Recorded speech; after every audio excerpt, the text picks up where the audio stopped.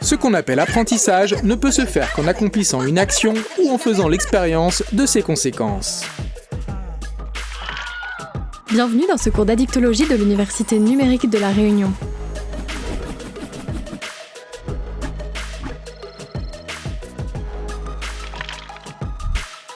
Nous allons vous faire découvrir les thérapies cognitives et comportementales.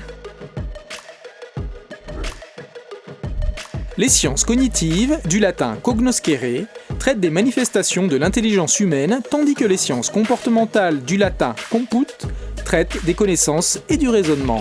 Vous reviendrez sur l'histoire de ces sciences et sur leurs points communs, ainsi que leur regroupement à la fin des années 70.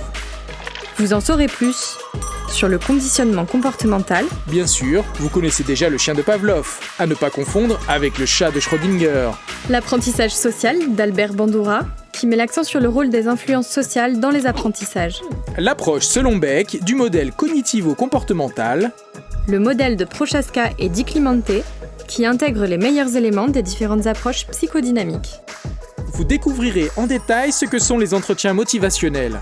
L'entretien motivationnel s'est développé à partir de la notion simple selon laquelle la manière de parler à quelqu'un à propos d'un changement de comportement a une influence sur sa volonté de parler librement du comment et pourquoi il ou elle pourrait changer. La théorie de la réactance psychologique, ou perception de soi.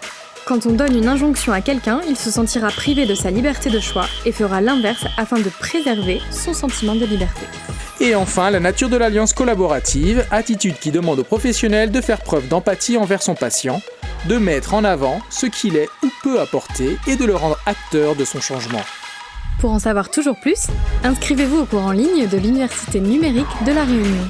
L'abus de connaissances est très bon pour la santé, à consommer sans modération, ceci n'est pas un médicament, c'est un résumé des cours.